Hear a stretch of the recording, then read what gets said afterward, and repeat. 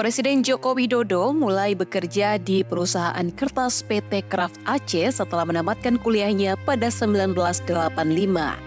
Namun demikian, masa kerja Jokowi di perusahaan tersebut hanya 2 tahun saja. Menurut Jokowi, yang kemudian membuat dirinya tak tahan adalah budaya kerja. Perintah kerja dilakukan dengan gaya keras yang sudah tidak bisa lagi ia terima.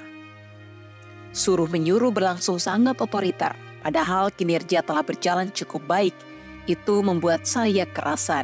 Tutur Jokowi, sebagaimana dipaparkan Albertin Endah dalam Jokowi Memimpin Kota Menyentuh Jakarta di tahun 2012.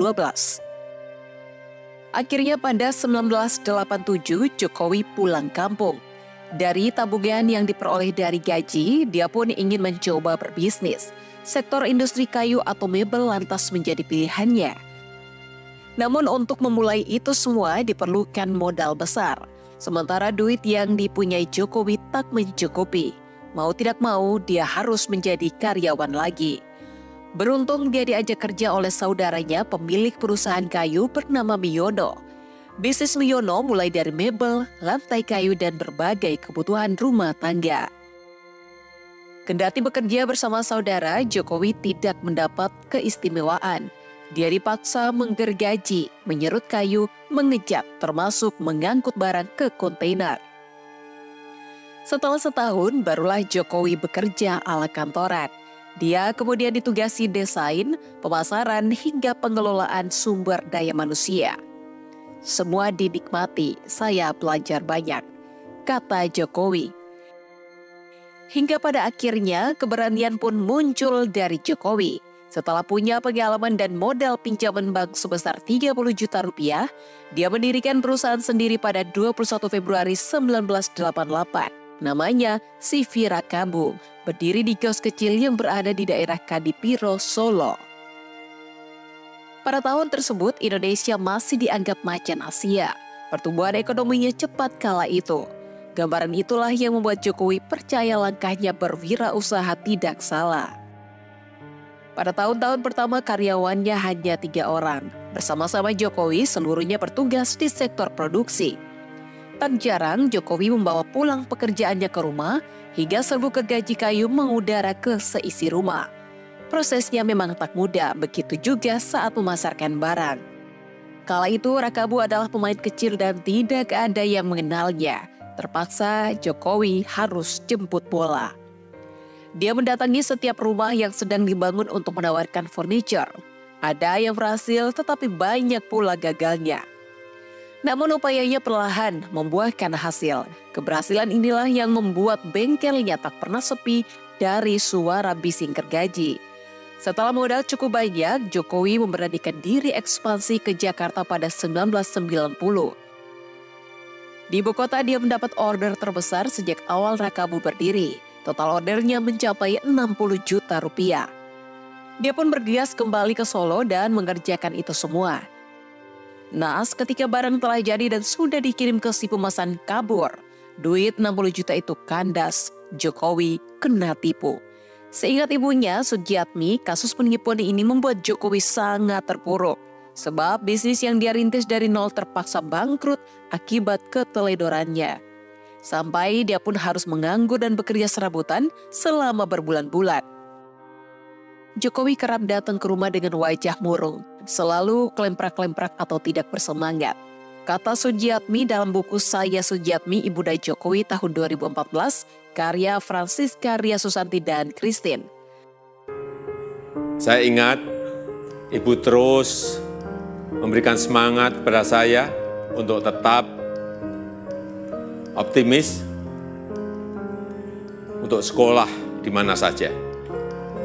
Ketika usaha saya bangkrut, juga Ibu menguatkan dengan senyum yang sangat ikhlas.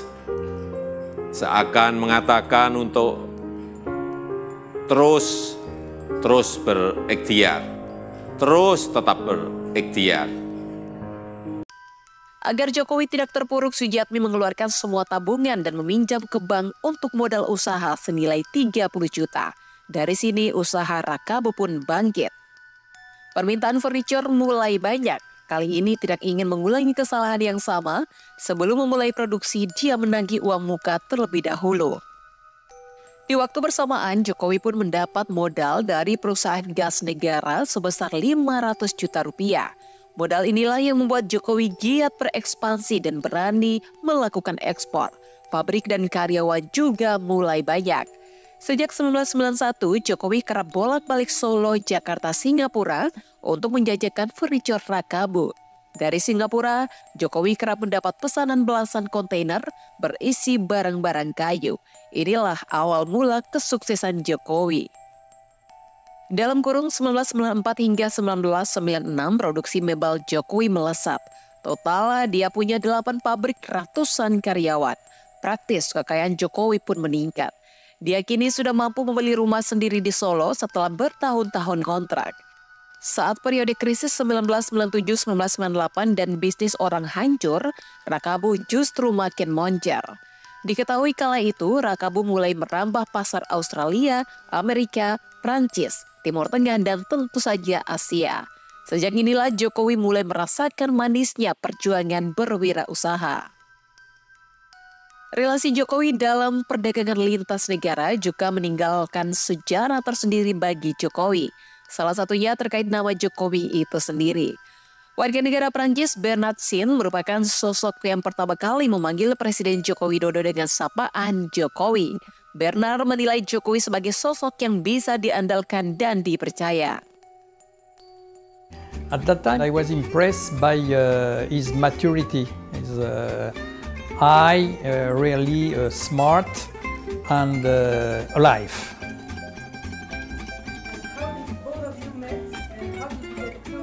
I was already making business in teak furniture with his uncle in Surakarta. One day, his uncle introduced him. He was graduated from forestry. And I asked him if he was able to produce some teak furniture. And definitely, he told me, yes, why not? If you have some models to give to me, I will be able to. And immediately I did trust him, and we started like that in business. Bernard merupakan rekan bisnis sewaktu Jokowi menggeluti usaha mebel. Dia pertama kali bertemu Jokowi pada 1999 di Solo. Mulanya Bernard kenal lebih dulu dengan paman Jokowi. Saat pertama kali dikenalkan, dia mengaku langsung mempercayai bahwa Jokowi bisa menjadi rekan bisnis yang baik. Selama berbisnis, Bernard menyebut Jokowi tak pernah mengecewakannya. Dia pun kaget saat mengetahui Jokowi terjun ke dunia politik hingga bisa menjadi Presiden Republik Indonesia. Bernard juga memaparkan alasannya kenapa pria yang kini menjabat sebagai orang pertama di RI itu disapa Jokowi. Dia menilai Joko Widodo terlalu panjang untuk dijadikan nama panggilan. Very simple. You know, from France, we used to have short names. And Joko Widodo was long for me. And I asked him, if you don't mind, perhaps I will call you only Jokowi. And that is with the beginning of the story. Di Prancis, kami terbiasa punya nama panggilan singkat, dan nama Joko Widodo terlalu panjang buat saya. Kemudian saya tanya ke beliau, kalau tidak keberatan, boleh saya panggil Jokowi saja? Dan begitulah awal ceritanya, kata Bernard. Berkat inilah tak heran kalau Jokowi, pengusaha yang kini menjabat sebagai presiden, punya banyak harta. Dia tercatat memiliki banyak tanah, kendaraan, dan aset lain. Berdasarkan LHKPN 2023, seluruh kekayaannya tercatat bernilai 82 miliar rupiah. When we were in Jakarta the last time, he told me, perhaps I will be in Paris in the coming 6 months, in case I want to say hello to you.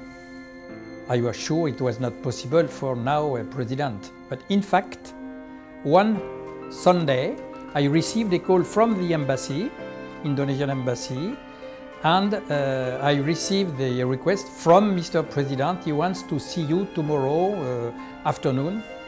So I went to his hotel, and the protocol told me you have 25 minutes. And by the way, he just keep me for 1.5 hours, because at that present time he told me, Bernard, I am not anymore a president. Now I'm Jokowi with you, you are Bernard, we can talk about family, our business, our relationship.